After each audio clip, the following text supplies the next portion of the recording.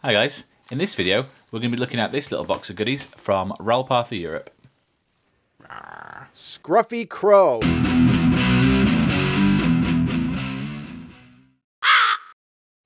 So these dropped onto my doormat this morning and we've got a few interesting bits and pieces here that I'm going to take you through. All of it is dwarves and there's two main sides to this. So what I wanted is, I've been reading the Battleforged supplement for Oathmark and I wanted some engineers. And I was completely torn between engineers from two sculptors. We had Kev Adams on one side, who obviously is more famous for his goblins, but has made some gorgeous dwarves.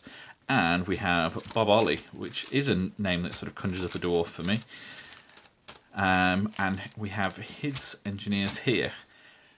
Eventually, I did go for the Bob Ollie engineers, so I will be making a unit out of them. But I enjoyed the Kev Adams Sculpts so much that even though they might not make it into my Oathmark army, I had to pick up a few. I also picked up a brush, and Ral Partha were kind enough to throw in a little extra for me. So let's have a look at these. Let's start with the Kev Adams Sculpts. First up is the Trailblazer. So I said the Kev Adams Sculpts are a bit sort of squat and old school dwarf style, so they don't fit too well down the side of my M4 dwarves, which obviously make up the bulk of my Oathmark army. However, he will be in my Oathmark army, probably as a member of the War Machine crew, because however he does fit quite nicely alongside these older GW sculpts, and I think once he's all painted up you will not know the difference, so that's kind of cool. So he'll be leading one of my War Machine crews, I think. So you will definitely be seeing this guy in a later video. Next up we have this musician, and I just like the pose on this guy. I hadn't noticed that from the photos actually, that he was toting a pickaxe. It's making me think, it's making me change my decision about whether or not I wanted the engineers from here, because there were some lovely ones with pickaxes. Here he is once again alongside the EM4 dwarf. Once again, it's the big heads. They're a more fantasy shape, these guys, but it still is a really nice old school sculpt.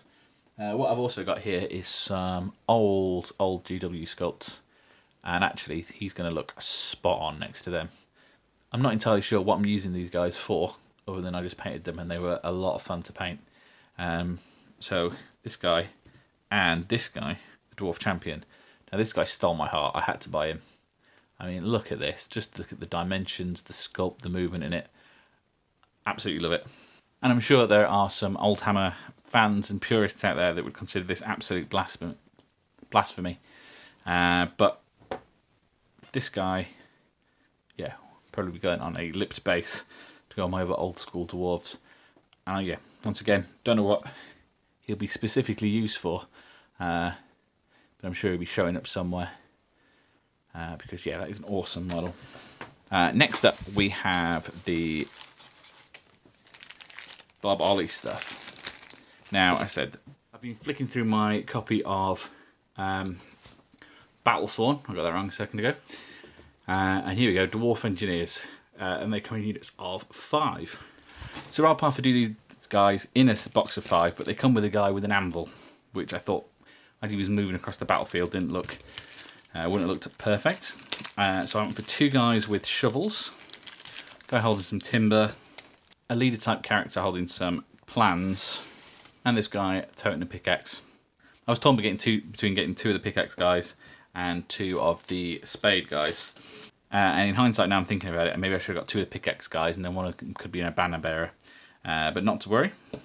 So yeah, these will be going on 25mm square bases. The reason why I went for these ones over the Kev Adams ones is because I thought they'd scale a bit better with my EM4 dwarves and the Oathmark dwarves. And actually it turns out they're even a little bit small, but I don't think that's too much of a problem. They are all going to be sitting up on these so integral bases, which say Ral Partha Ent, and then 1992. So once they're on their bases, that'll give them that a bit of height, and I think they'll look all right. And the Russian dwarves I have are a bit smaller as well, so I think these will fit in quite nicely. And they're not warriors there, so I don't think it'll look too weird that they're a bit of a smaller stature. And their proportions and sort of face shape and stuff I think fit in quite nicely. So I think these guys are going to work quite well. Yeah, so they're going to make quite a cool little unit, I think.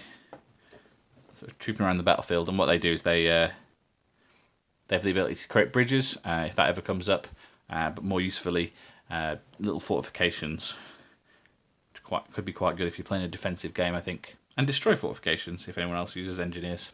I'll also have to build them up some fortifications, so these guys will be getting a whole video to themselves where they get painted, and I build some fortifications for them to build. Next up we have this Santa Claus model. This is Claus the Thief, in brackets Dwarf Santa. And I just picked this guy up because I thought that was a cute little sculpt, and it's coming up for Christmas. I think he's got a nice little style to him.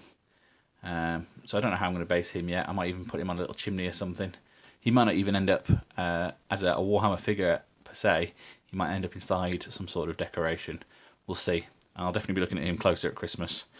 So that's not the last you've seen of him either. And then, finally, we have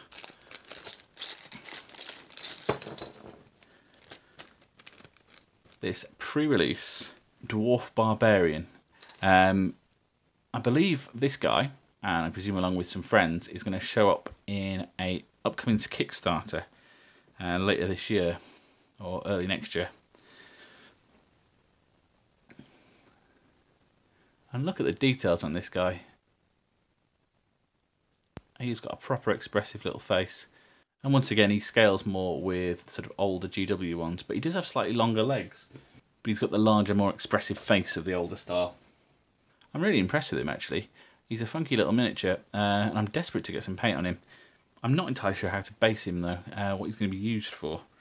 But I'll make my mind up in a second, and I'm going to try and get some paint on him for the end of this video. Okay, and here he is all painted up. I think he's come out pretty well. Gave him a pretty rudimentary paint job, but he was an absolute joy to paint. And I'm really, really happy with that. So I'll definitely be looking out for this guy and his buddies on the Kickstarter.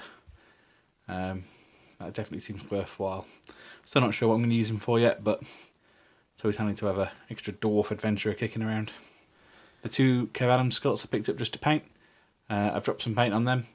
And these are also an absolute joy to paint. I could sit and paint old hammer miniatures like these all day. So they were great as well. And like I said, once you've got these next to the old Games Workshop ones, they match in so well. I can't wait to find a purpose for a little dwarf warband made out of these guys. I've also given the brush I bought a try. It's a lot finer than the Zero that I've got from Rosemary & Co. But it holds a really nice point and was really good for getting in some of the tiny details. So that was definitely worthwhile. I've started basing up the Bobbly Dwarves on some Rendera bases.